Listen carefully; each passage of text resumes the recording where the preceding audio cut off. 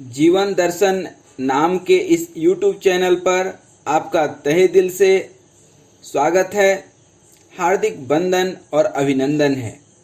विचार दर्शन के नियम के अनुसार हम लोगों ने रिश्तों को कैसे मजबूत रख सकते हैं, सगे संबंधियों से और समाज में हर एक व्यक्ति से कैसे प्रेम और आनंद पा सकते हैं, शांति से रह सकते हैं, इन सभी नियमों पर काफ़ी हम लोग चर्चा कर चुके हैं। आज जो हमारा विषय वस्तु है वह विषय वस्तु है कि किसी भी व्यक्ति या विचार के ऊपर अपने दुविधा या संदेह को किस तरह से हटा सकते हैं और विश्वास को कैसे आप जगा सकते हैं, विश्वास बना सकते हैं, विश्वास गीता बनाएं और जीवन को सुखी बनाएं। आइए हम रिश्तों में क्या चाहिए, क्या उम्मीद रखते हैं, इन सब पर चर्चा करते हुए संदेह और शिकायत दुविधाओं के घेरों से हट करके विश्वसनीयता के घेरे में प्रवेश करेंगे। आज मैं आपका शुभचिंतक डॉक्टर जितेंद्र पांडे आप सभी से निवेदन करता हूं कि इस पूरे वीडियो को अच्छे से आप सुने। आइए शुरू करते हैं। रिश्तों में हमें क्या चाहिए होता है, हम क्या अपेक्षाएं रखते हैं, यह लक्ष्य हर एक व्यक्ति पहले ही निर्धारित कर लेता है और नहीं करता है तो कर लेना चाहिए। जैसे कि आप किस व्यक्ति से, किन लोगों से अच्छे व्यवहार की अपेक्षा रखते हैं, किन रिश्तों में प्रेम, किस रिश्ते में आनंद और किस रिश्ते से आप शांति पाना चाहते हैं। फिर आप बोलेंगे कि नहीं, ऐसा करना क्यों आवश्यक है, इसे भी समझ लीजिए। अक्सर रिश्तों में उतार चढ़ाव आते रहते हैं। कहते हैं ना, जहाँ 10 बर्तन रहेगा तो थोड़ी बहुत तो आवाज़ आएगी, क्योंकि परिवार में या रिश्ते सगे संबंधियों में जितने लोग हैं सबके अपने अपने विचार हैं। कोई गलत नहीं है और कोई सही नहीं है, बस जिसका विचार और व्यवहार जिससे मिल जाए, जिसका मन जिससे मिल जाए। ऐसे में समय निकालकर जागरूकता के साथ रिश्तों में आपको क्या चाहिए यह लिखना होगा। कभी आप लिख लीजिए ताकि भविष्य में आप उसे प्राप्त कर पाएं। अपने उम्मीदों को जगा लीजिए और कहीं लिख लीजिए। भविष्य के सपने मन में लिए हर कोई घूमता है और उन्हें पूरा करने की चाहत भी रखता है और करना भी चाहिए, मगर क्या कभी आपने इन सपनों को लिखित रूप में लाया है? क्या आपने अपने डायरी में लिखा है? क्या कहीं किसी कॉपी में लिखा है? यदि नहीं तो यह गूढ़ रहस्य जो सीक्रेट है, यह जान लीजिए कि आपने सपनों को हकीकत में बदलने के लिए उन्हें लिखने की आदत डालें। जब तक आप उन्हें लिखेंगे नहीं, तब तक आप उसके ऊपर अपने आप को केंद्रित नहीं कर पाएंगे। इसमें नेचर अर्थात ईश्वर ने, परमपिता परमात्मा ने स्पष्ट संदेश दिया है कि जीवन में आप जो भी चाहते हैं, विश्वास के साथ लिखी हुई बातें उसके जीवन में आने की संभावना अधिक बढ़ जाती है। अर्थात जब आप लिखते हैं तो स्वयं को केंद्रित कर पाते हैं। जीवन में ऐसे कुछ क्षेत्र हैं जिन पर इंसान ने कुदरत को कभी संकेत दिए ही नहीं कि उसकी चाहत क्या है, इसलिए कुदरत उसे वही परोस कर देते आई है जो आज तक दिया है।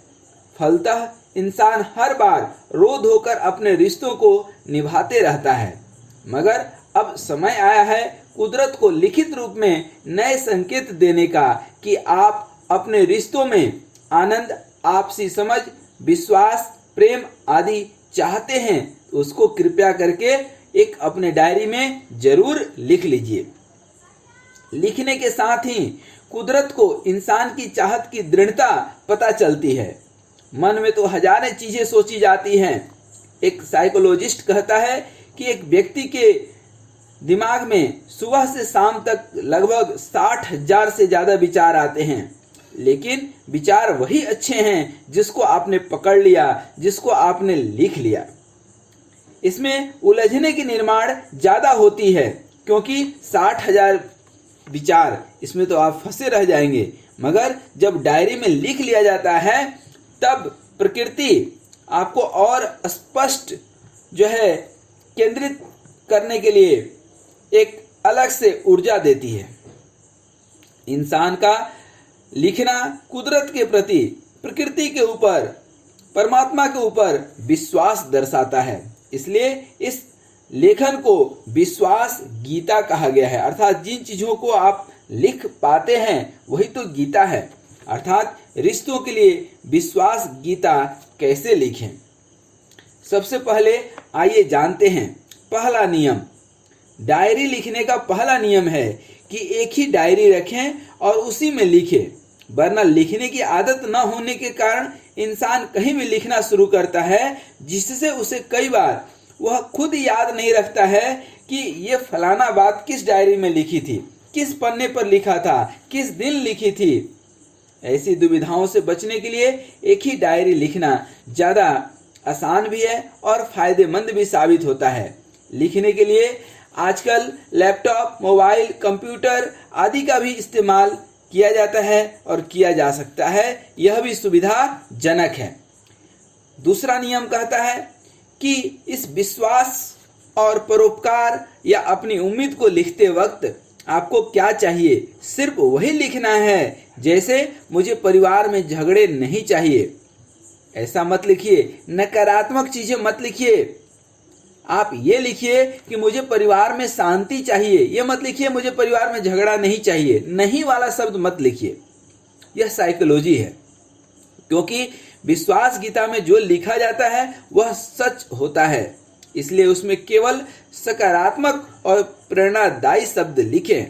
इससे सकारात्मक प्रोग्रामिंग होती है दिमाग में भी, और प्रकृति भी आपको जो है सहायता पहुंचाती है। वरना नकारात्मक शब्द अपना असर गहराई तक छोड़ते हैं। आइए कुछ इसको उदाहरण से भी समझ लें। जैसे आप किसी को बोलते हैं, हे भगवान मेरे रिश्तेदार कब सुधरेंगे, तो ये गलत तरीका है। फिर आप बोलिएगा कि पांडे सर सही तरीका क्या है बता दीजिए।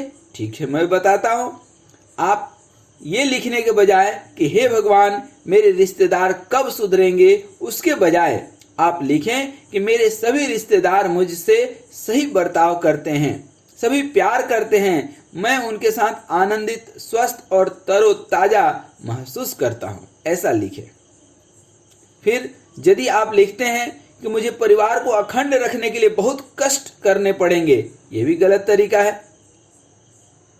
सही तरीका क्या है कि आप ऐसा लिखें कि मैंने विचार नियम का, विचार दर्शन का ज्ञान अमल में लाकर परिवार को अखंड बनाया है और हमारा परिवार अखंड है, सब में प्रेम है। इनके अलावा रिश्तों में, सगे संबंधियों में आपको जो चाहिए वह खुशी के साथ आप लिख सकते हैं। आप लिख सकते हैं कि मैं सभी से सकारात्मक और प्रेम पूर्वक बात करता हूँ। मेरे रिश्तेदार, सगे संबंधी मुझे उच्चतम अभिव्यक्ति करने में मदद करते हैं। रिश्तेदारों का साथ ही मेरी सफलता का नींव है। मेरे रिश्तेदार ईश्वर की दौलत हैं, ईश्वर द्वारा दिए गए उपहार हैं, कोई भी गलत शक्ति उन्हें छू नहीं सकती। लिखते वक्त विश्वास रखें, हर एक के जीवन में समय, खुशी, पैसा, रिश्तों का भरपूर बहाव है। यह तीसरा नियम मैं आपको बता रहा हूँ। विचार दर्शन का नियम भी यही कहता है कि प्रकृति में सब कुछ भरपूर है। परमपिता परमात्मा ने आपको बहुत कुछ दिया है। समुद्र में पानी है, प्रकृति में कितनी सुंदरता है, तभी तो लोग पेड़, पहाड़, जंगल देखने कहाँ से कहाँ जाते हैं। जंगल में पेड़ पौधे मन को मोह लेते हैं। ठीक उसी तरह आपके परिवार में भी प्रेम, विश्वास, आनंद, स्वस्थ संवाद और कृतज्ञता की अनंत संभावनाएं हैं। साथ में ही ऐसी सभी नियमें आपके परिवार में लबालब भरी हुई है, संभावनाएं भरी हुई हैं। फिर भी इंसान अभाव के प्रभाव में जीता है और कहता है कि मेरे पास यह नहीं है, वह नहीं है, मुझे और थोड़ा मिलना चाहिए था, इतना में मेरा क्या होगा, मेरे परिवार में तो प्रेम की कमी है। ऐसा नहीं बोलिए, ऐसा नहीं सोचिए। अरे जो कम है उसका नहीं गम है, कम है उसका नहीं गम है, जो नहीं है ख्वाब, जो है वो है लाजवाब। जो है उसके ऊपर ध्यान को केंद्रित कीजिए, न कि जो नहीं है उसके ऊपर।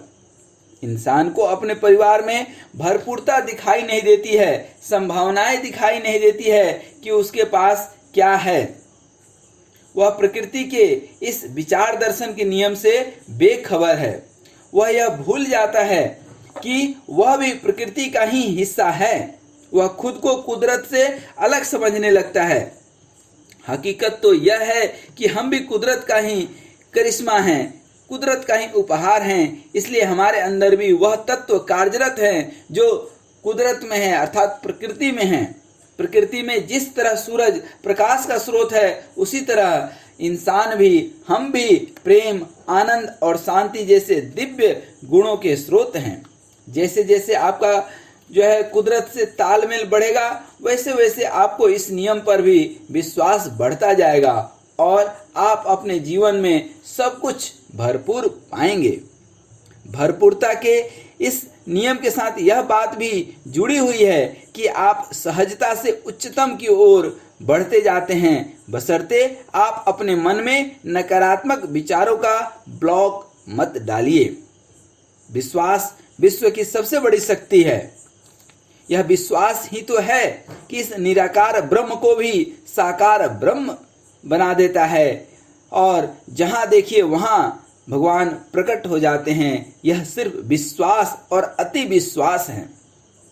जिस विश्वास के साथ आप विश्वास गीता लिखेंगे, अपने डायरी में चीजें लिखेंगे, उसी विश्वास से आपके अंदर की शक्ति जागृत होगी। अगर इंसान 100% विश्वास के साथ परिवार की शुभ इच्छाएं लिखेगा तो वह अपने परिवार में चमत्कारिक परिवर्तन पाएगा। इसलिए पूर्ण समर्पण और विश्वास के साथ जो आप चाहते हैं वह मिल चुका है, इस भाव में रहते हुए विश्वास गीता लिखिए। चौथा नियम क्या कहता है कि जब भी आप अपनी डायरी लिखते हैं तो सिर्फ लिखना काफी नहीं है, इसे हर रोज एक बार पढ़कर अपने अंतर्मन की रचनात्मक शक्तियों को जगाएं, उन्हें सक्रिय करें। अपने लक्ष्यों की सूची को पढ़ने में थोड़ा समय अवश्य लगाइए। यदि आप पढ़ते नहीं हैं, उसके ऊपर अमल नहीं करते हैं, उस लिखी हुई बात को पूर्ण विश्वास और पूर्णता की भावना के साथ नहीं पढ़ते हैं, तो फिर लिखने का औचित्य नहीं रह जाता है। पढ़ने के बाद कुछ समय अपनी आंखें बंद कर ऐसी कल्पना करें कि मानो वह पूरा हो चुका है और उसे महसूस भी करें कि वह पूरा हो गया है तो कैसा महसूस होता है। यकीन मानिए, आप इस प्रयोग से आपकी इच्छा शक्ति सक्रिय हो जाएंगी। आपके अंदर की सुसुप्त ऊर्जा जग जाएगी। विश्वास गीता अर्थात डायरी लिखने से आपके सामने परिवार को एक हाईएस्ट उच्चतम आनंद, परम आनंद की ऊंचाइयों पर ले जाने वाली कार्य योजना तैयार होगी, स्वयं तैयार होगी। कहते हैं ना, God helps those who helps themselves. साथ ही समय की बचत, आपसी गुणों का विकास और पारिवारिक लक्ष्य स्पष्ट होकर इंसान की ऊर्जा एक विशिष्ट दिशा में प्रवाहित होने लगेगी। इससे आत्मविश्वास बढ़कर विचारों में दृढ़ता और संकल्प शक्ति का विकास होगा। तो देर किस बात की है? चलिए आज पेन उठाइए, पेपर उठाइए और अपने तथा अपने परिवार के उज्जवल भविष्य की ओर कदम बढ़ाते हुए और अपने उच्च विचारों को और जो आप जीवन में पाना चाहते हैं, अर्थात आनंद, प्रेम, आपसी समझ, विश्वास, जो भी आप चाहते हैं उसको आज ही लिख डालिए और कल से देखिए आपके जीवन में परिवर्तन दिखना शुरू हो जाएगा। परिवार की नींव जब मिलजुल कर अनेक कंधों पर सवार होती है तब वह मजबूत बनती है। फिर बाहर का कोई भी दुश्मन उस नींव को हिला तक नहीं सकता है। कोई मंथरा आपके परिवार को बिल्कुल नहीं बिगाड़ सकती है यदि आप अपने विचारों पर कायम हैं। इस तरह से विचार दर्शन के आज इस नियम पे कि किस तरह से शक और संदेह से उबर करके अपने अंदर के विश्वास को जगा सकते हैं, अपने परिवार में प्रेम, आनंद और शांति हमेशा हमेशा के लिए स्थापित कर सकते हैं। इन सारे वक्तव्यों पर हम लोगों ने आज ध्यान दिया, लेकिन जाते जाते अंतिम में फिर से निवेदन करना चाहते हैं कि आप जो जीवन में पाना चाहते हैं, जो उम्मीद रखते हैं अपने परिवार से, उसको आज ही एक डायरी में अवश्य लिखें, उसको पढ़ें और उसके ऊपर कार्य करें, तो जीवन में आनंद ही आनंद, परिवार में प्रेम ही प्रेम और शांति स्थापित हो जाएगी।